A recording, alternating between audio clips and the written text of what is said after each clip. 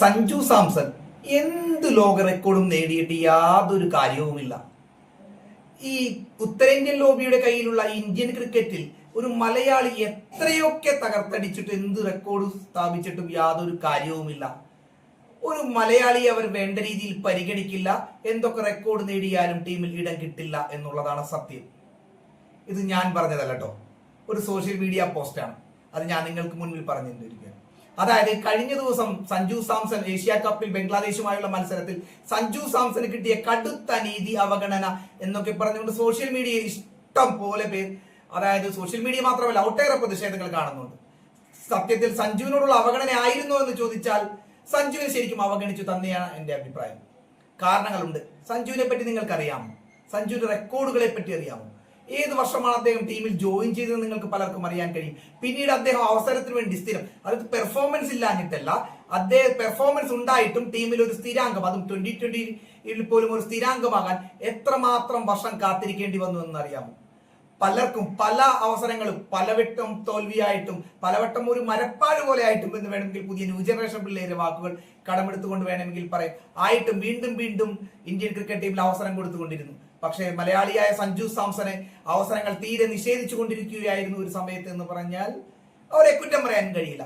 അപ്പൊ നമുക്ക് ആ വിശദ വിവരങ്ങളൊക്കെ ആയിട്ട് വരാം. ഇന്നൽപ്പം നമുക്ക് കായികം തന്നെ സംസാരിക്കാം. കാരണം ഇത് വളരെയേറെ ഒരു സെൻസിറ്റീവായ വിഷയമായിട്ട് എനിക്ക് തോന്നി. അപ്പൊ അതിന്റെ കാര്യങ്ങൾ, കിടപ്പുകൾ എങ്ങനെയൊക്കെയാണ് എന്ന് കൃത്യമായി നിങ്ങളോട് വിശദീകരിച്ചു തരുന്നതാണ്. അപ്പോൾ കഴിയുമെങ്കിൽ നിങ്ങൾ നമ്മുടെ ചാനൽ ഒന്ന് സബ്സ്ക്രൈബ് ചെയ്ത് വെക്കുക. അപ്പോൾ നമുക്ക് ആ കാര്യത്തിലേക്ക് കടക്കാം.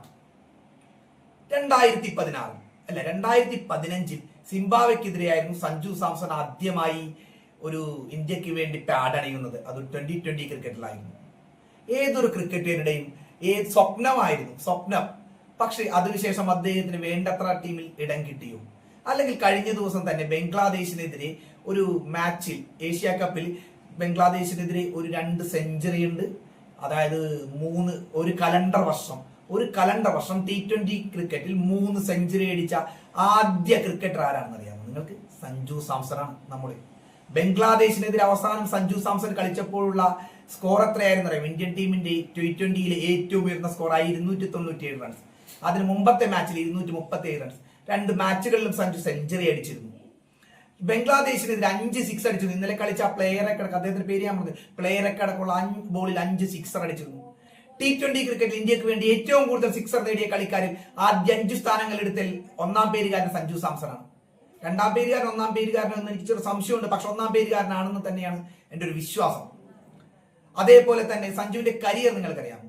2015 അരങ്ങേറിയിട്ട് പിന്നെ എത്ര വർഷം അദ്ദേഹത്തിന് മികച്ച രീതിയിൽ ആഭ്യന്തര ക്രിക്കറ്റിലും IPL-ലും വരെ ശോഭിച്ചിട്ട് T20 ക്രിക്കറ്റിന് അത്ര വരെ പ്രാധാന്യമില്ലായിരുന്ന ഒരു സമയത്ത് പോലും, അതായത് ഇത്രയും, അതായത് ഏകദിന ക്രിക്കറ്റിന്റെ പ്രാധാന്യം ഇപ്പൊ പോയി ഇട്ടിലിട്ട് പോലും സഞ്ജുവിനെ ടീമിലെടുക്കാതെ വന്നിട്ടുണ്ട്. അപ്പോൾ ആരാധകർ ഇങ്ങനെ ഒരു പ്രതിഷേധിക്കുകയോ സോഷ്യൽ മീഡിയയിൽ ഇങ്ങനെ കമന്റ് ഇടുവാൻ നമുക്ക് തെറ്റാണെന്ന് പറയാൻ കഴിയുമോ?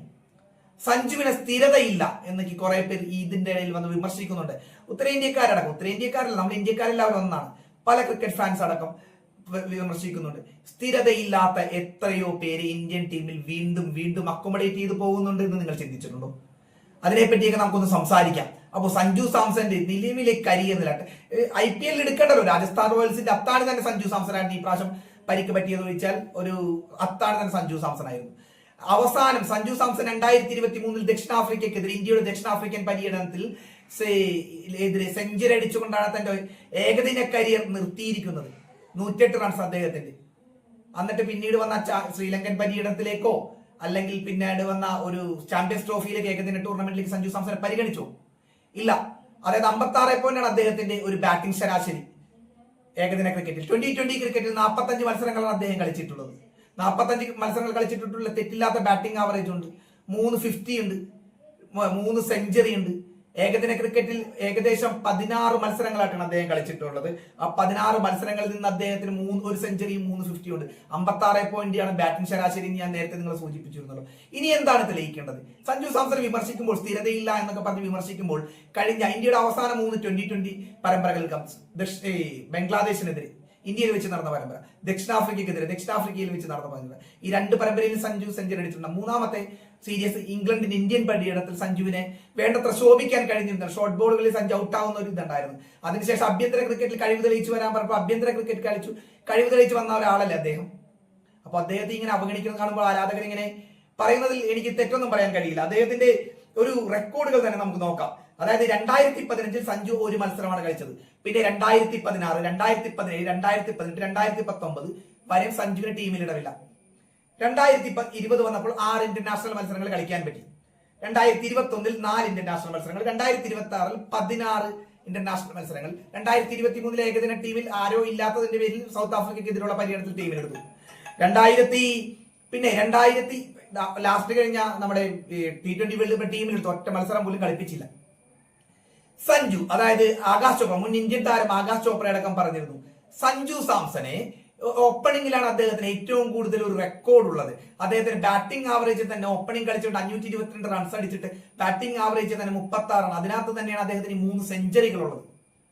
ഒരിക്കൽ വീരേന്ദ്ര സെഹ്വാഗിനെ സൗരവ് ഗാംഗുലി ഓപ്പൺ ചെയ്യാൻ ക്ഷണിക്കുന്നുണ്ട്. അദ്ദേഹം ഒരു കഥ സൂചിപ്പിക്കുന്നുണ്ട്. ഓപ്പൺ ചെയ്യാൻ ക്ഷണിച്ചപ്പോൾ വീരു പറഞ്ഞത്, ഞാനിപ്പോൾ ഓപ്പൺ ചെയ്തതിന് ശേഷം ഭാവിയിൽ എനിക്ക് എന്റെ മധ്യനിരയിലാണ് ആദ്യ തുടക്കത്തിൽ കേട്ടോ. അദ്ദേഹം ഇന്ത്യയുടെ ഓപ്പണറായി വിരമിച്ച ഒരാളാണ്. ഒരു മധ്യനിരയിൽ എന്റെ സ്ഥാനം പോകുമ്പോൾ, ഇല്ല, മധ്യനിരയിൽ താങ്കളുടെ സ്ഥാനം അവിടെ തന്നെയുണ്ട്, താങ്കൾ ഓപ്പൺ ചെയ്ത് നോക്കൂ, നമുക്ക് പരീക്ഷിച്ചിട്ട് പറ്റിയില്ലെങ്കിൽ ഇവിടെ പ്രതിഷ്ഠിക്കാം. അതായത് നിങ്ങളുടെ ടീമിലെ സ്ഥാനം സെക്യൂർ ആണെന്ന് ഇന്നലെ ഒരു ഇന്റർവ്യൂവിൽ ആകാശ് ചോപ്ര എന്ന് പറയുന്നുണ്ടായിരുന്നു. സഞ്ജുവിന് ഇവർ വേണ്ടത്ര ഗവനിക്കുന്നില്ല എന്ന് പറഞ്ഞാൽ സത്യമല്ല. ഇന്നലെ സഞ്ജു ഒരു ക്യാച്ച് വിട്ടതിനെ പറ്റിയൊക്കെയാണ് പലരും തർക്കുന്നത് കണ്ട്. അതുകൊണ്ട് തന്നെയാണ് ഇന്നൊരു കായികം ഒരു വാർത്തയാക്കാമെന്ന് വിചാരിച്ചത്. എന്താണ് നാം കരുതേണ്ടത്? പാകിസ്ഥാനെതിരെ ഇന്ത്യയുടെ മത്സരത്തിൽ നമ്മുടെ അഭിഷേക് ശർമ്മ 2 ക്യാച്ച് വിട്ട്, കുൽദീപ് യാദവ് ഒരു സിറ്റർ ക്യാച്ച് വിട്ട്. സഞ്ജുവിന്റെ ജഡ്ജ്മെന്റ് തെറ്റിപ്പോയിന്നേ. ഒരു ബുംറയുടെ ഓവറിൽ ഉണ്ടായ ഒരു സംഭവമാണ് ക്യാച്ച് വിട്ട്. അതൊക്കെ പറഞ്ഞ് വിമർശനങ്ങൾ ഉന്നയിക്കുന്നവരോട്. അല്ലെങ്കിൽ തന്നെ ഒരു ബാറ്ററായ, ഒരു ഹാർഡ് ഹീറ്ററായ സഞ്ജു സാംസനെ ഇറക്കുന്ന പൊസിഷനാണ് ബൗളിംഗ് ഓൾറൗണ്ടർ. വീണ്ടും ഐ റിപ്പീറ്റ്, ബൗളിംഗ് ഓൾറൗണ്ടർ ആയ അക്ഷർ പട്ടേൽ കഴിഞ്ഞിട്ടാണോ സഞ്ജു സാംസനെ ഇറക്കേണ്ടത്? നിങ്ങളത് ആലോചിച്ചു നോക്കി. അതും ഒരു ക്രൂഷ്യൽ സിറ്റുവേഷനിൽ 14 ഓവറായിട്ടുള്ളൂ. ചേസിംഗ് അല്ല ഇന്ത്യ ഒരിക്കൽ ചേസ് ചെയ്യുന്നല്ല. സഞ്ജുവിന്റെ വിക്കറ്റ് അവിടെ സംരക്ഷിച്ചു നിർത്തിയാക്കിയിരുന്നു കുറെ പേര് പറയുന്നുണ്ട്. അവരോടാണ് പറഞ്ഞത് ചേസിംഗ് അല്ല, ഏറ്റവും കൂടുതൽ റൺസ് അടിക്കുക ആദ്യമാണ് ഇന്ത്യ ബാറ്റ് ചെയ്യുന്നത്. ഇത് അദ്ദേഹത്തിന്റെ ഒരു കരിയർ, അതായത് ഒരു കലണ്ടർ വർഷം 3 സെഞ്ചുറികൾ നേടിയ, ഏറ്റവും കൂടുതൽ ഇന്ത്യക്കായി 2020 സിക്സറുകൾ നേടിയ ഒരു ചെറുപ്പക്കാരന്റെ ഭാവിയിലേക്കുള്ള വാതിലടക്കുന്ന പരിപാടിയല്ലേ ഇപ്പൊ 30-31 വയസ്സായി ഇവർ ചെയ്തുകൊണ്ടിരിക്കുന്നത്. അല്ലെങ്കിൽ ആൾക്കാർ സോഷ്യൽ മീഡിയയിൽ കമന്റ് ചെയ്യുന്നത് പോലെ അടുത്ത വർഷം വരുന്ന T20 വേൾഡ്, ഇന്ത്യയിലും ശ്രീലങ്കയിലുമായി നടക്കുന്ന T20 വേൾഡ് കപ്പിൽ സഞ്ജുവിനെ ഒഴിവാക്കാൻ വേണ്ടിയുള്ള പരിപാടിയല്ലേ എന്ന് ചോദിച്ചാൽ തെറ്റൊന്നും പറയാൻ കഴിയില്ല. ഇന്ത്യൻ ടീം എപ്പോഴും ജയിച്ചു വരുമ്പോൾ നമുക്ക് സന്തോഷമാണ്. അവിടെ ഒരു ഉത്തരേന്ത്യൻ ലോബിയൊക്കെ പ്രവർത്തിക്കുന്നു എന്നൊക്കെ പറയുന്നത് അതൊക്കെ ഓരോരുത്തരുടെ സങ്കല്പമായിരിക്കാം, ഒരു പക്ഷെ ശരിയുമായിരിക്കാം. അതൊന്നും നമുക്കറിയില്ല. പക്ഷെ നമ്മൾ അതിന്റെ വിശദാംശങ്ങളിലേക്കൊന്നും പോകുന്നില്ല.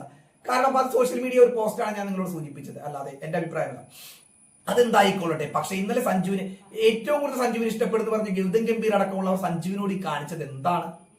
അപ്പോൾ ഇത് ഇവിടെ ഒന്ന് പറയണമെന്ന് തോന്നി. കാര്യം സഞ്ജുവിന്റെ ഒരു ബാറ്റിംഗ് റെക്കോർഡ് തന്നെ ഏകദിനവും T20യിലും ബാറ്റിംഗ് റെക്കോർഡ് കമ്പാരിറ്റീവ്ലി ശിവം ദുബെ, തിലക് വർമ്മ, അങ്ങനെ പലരെയും കമ്പാരിറ്റീവ്ലി വളരെ കൂടുതലാണ്. സൂര്യകുമാർ യാദവിന്റെ തന്നെ ഒരു കാര്യം നിങ്ങൾ എടുത്തു നോക്കി. അദ്ദേഹം ഒരു ഇന്ത്യയുടെ ബംഗ്ലാദേശ് പര്യടനം എന്തോ കളിച്ചോളൂ, അതേപോലെ തന്നെ ദക്ഷിണാഫ്രിക്കൻ പര്യടനത്തിലേക്ക് അദ്ദേഹം എത്ര മത്സരങ്ങളായി അദ്ദേഹം ഒരു ഫ്ലോപ്പായി മാറുന്നു. ഈ പാകിസ്ഥാനെതിരെയാണ് കളിച്ചത്. അദ്ദേഹം ഒരു സീപ് ഷോട്ട് 360 ഡിഗ്രി സൂര്യകുമാറിന്റെ നിഴൽ പോലും കാണാനില്ല എന്നുള്ളതാണ് സത്യം എനിക്ക് തോന്നുന്നത് കേട്ടോ. നിങ്ങൾക്ക് വ്യത്യസ്തമായ അഭിപ്രായങ്ങളുണ്ടെങ്കിൽ കമന്റ് ബോക്സിൽ രേഖപ്പെടുത്താം. അതേപോലെ തന്നെ എന്താ ഋഷഭ് പന്തിനെ തന്നെ ഒരു 100 ചാൻസ് കിട്ടിയിട്ട് ബോർഡർ ഗവാസ്കർ ട്രോഫിയിലടക്കം IPLിലടക്കം നശിച്ചു പോയിട്ട് ഇംഗ്ലണ്ട് പര്യടനത്തിൽ, ടെസ്റ്റ് പര്യടനത്തിൽ ടീമിലിടം കൊടുത്ത്. പക്ഷെ അതിൽ അദ്ദേഹം തിളങ്ങി. പക്ഷെ മറ്റുള്ള എന്തോരം ഒരു കളി സഞ്ജു മിസ്സായാൽ എല്ലാ കളിയും അടിക്കാൻ ഹീസ് നോട്ട് എ റോബോട്ട് എന്ന് പറയേണ്ടി വരും. എന്താ പറയണത്? അപ്പോൾ ഭയങ്കര സെൻസിറ്റീവ്. എന്റെ വ്യക്തിപരമായ അഭിപ്രായം സഞ്ജുവിനെ ഇന്നലെ ഒരു 4ാം നമ്പറിലോ 5ാം നമ്പറിലോ എങ്കിലും ഇറക്കണമായിരുന്നു, ഓപ്പണിംഗ് ഇറക്കണമായിരുന്നു എന്ന് തന്നെയാണ് എന്റെ ആഗ്രഹം. കാരണം എന്ന് വെച്ചാൽ ശുഭ്മാൻ ഗില്ല് ആ ഒരു റൺ ഡൗൺ കളിച്ചിട്ട് സൂര്യകുമാർ യാദവ്, തിലക് വർമ്മ ആ ഒരു രീതിയിൽ പോകുന്നതായിരിക്കും എപ്പോഴും നല്ലത്. തിലക് വർമ്മയുടെ ബാറ്റിംഗ് ഒക്കെ, അദ്ദേഹം ഒരു പവർ ഹിറ്ററാണ്, അദ്ദേഹം ഒരു ക്ലാസിക് പ്ലെയർ ഒന്നുമല്ല എന്നാണ് എന്റെ അഭിപ്രായം. സഞ്ജു സാംസൺ വരും ടീം ഇടം കിട്ടട്ടെ. ഇനിയിപ്പോൾ അടുത്ത സൂപ്പർ 4 മത്സരങ്ങളിൽ ഫൈനലിൽ ഇടം കിട്ടിട്ട് നല്ലൊരു ഫോം ആവട്ടെ, ഇന്ത്യ ഏഷ്യ കപ്പ് അടിക്കട്ടെ എന്ന് ആഗ്രഹിച്ചുകൊണ്ട് നിർത്തുന്നു. ഇതിൽ നിങ്ങളുടെ അഭിപ്രായം എന്തുവന്നാലും തീർച്ചയായും കമന്റ് ബോക്സിൽ രേഖപ്പെടുത്തണം. അടുത്ത വീഡിയോയിൽ കാണാമെന്ന വിശ്വാസത്തോടെ എല്ലാവർക്കും ബൈ.